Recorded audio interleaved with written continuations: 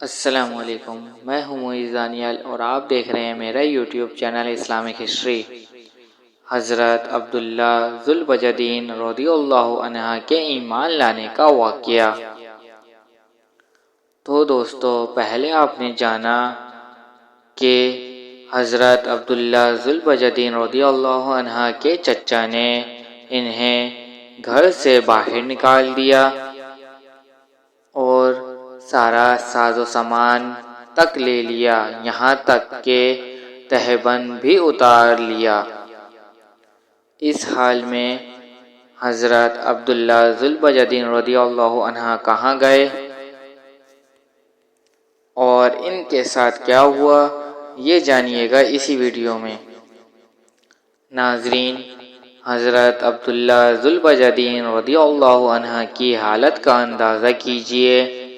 چچا کے الفاظ سے انہیں معلوم ہوا کہ گویا اللہ تعالیٰ نے موجود ذات عالم کو ایک مہڈا بنا کر اس کے سامنے رکھ دیا ہے اور پھر حکم دیا ہے کہ یہ ہے تمہاری زندگی، اسے حضرت ابراہیم خلیل اللہ علیہ السلام کی طرح ذبح کر دو۔ حضرت عبداللہ ذو البجدین رضی اللہ عنہ ایک لمحے کی تاخیر کے بغیر اس ذبح عظیم کے لیے تیار ہو گئے اور فرمایا، اے ام محترم، میں مسلمان ضرور ہوں گا، میں حضرت محمد صلی اللہ علیہ وسلم کی ضرور اتباع کروں گا، اب میں شرک و بت پرستی اور ان کا ساتھ نہیں دے سکتا۔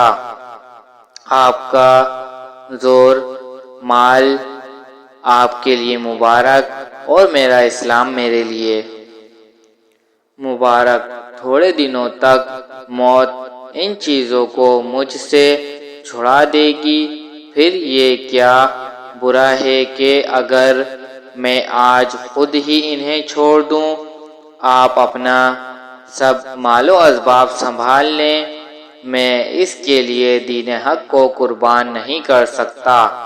حضرت عبداللہ ذو البجدین رضی اللہ عنہ نے یہ کہا اور چچا کا تقاضے کے مطابق اپنا لباس اتار دیا، جوتے اتار دیے، چادر اتار دی اور اس کے بعد تہبند بھی اتار کر ان کے سپرد کر دیا۔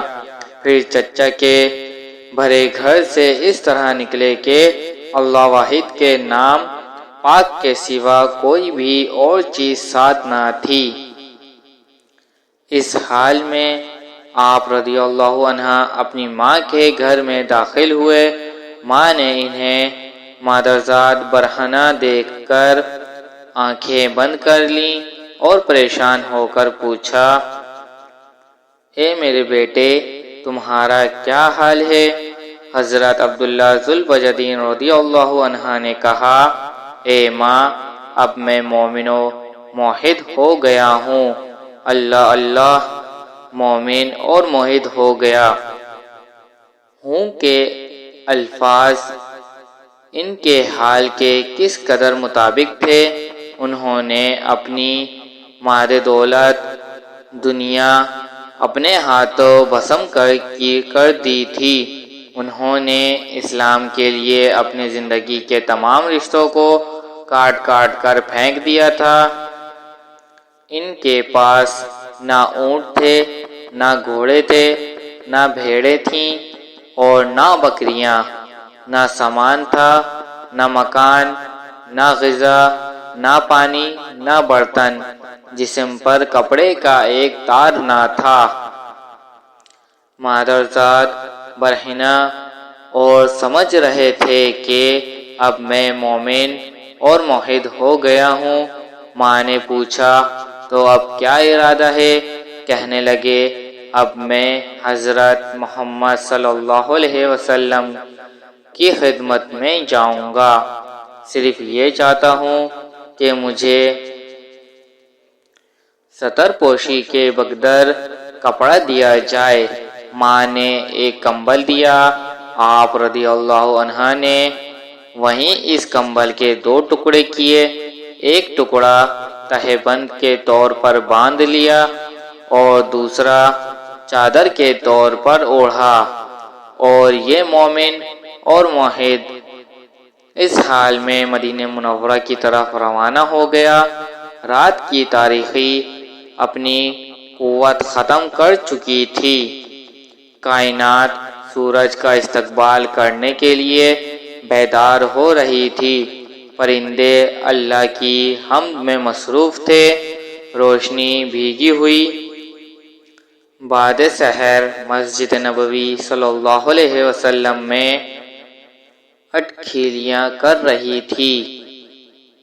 گرد سے اٹھا ہوا حضرت عبداللہ ذوالبجدین رضی اللہ عنہ تاروں کی چھاؤں میں مسجد نبوی صلی اللہ علیہ وسلم میں داخل ہوا۔ ایک دیوار کے ساتھ ٹیک لگا کر آفتاب ہدایت کے طلوع کا انتظار کرنے لگا۔ تھوڑی دیر میں صحن مسجد کے ذرات نے خوش آمدید کا ترانہ چھیڑا۔ معلوم ہوا کہ حضرت محمد صلی اللہ علیہ وسلم تشریف لائے ہیں۔ حضرت محمد صلی اللہ علیہ وسلم نے مسجد میں قدم مبارک رکھا تھا۔ حضرت عبداللہ ذوالبجدین رضی اللہ عنہ سامنے تھا۔ رسول اللہ صلی اللہ علیہ وسلم نے فرمایا، آپ کون ہیں؟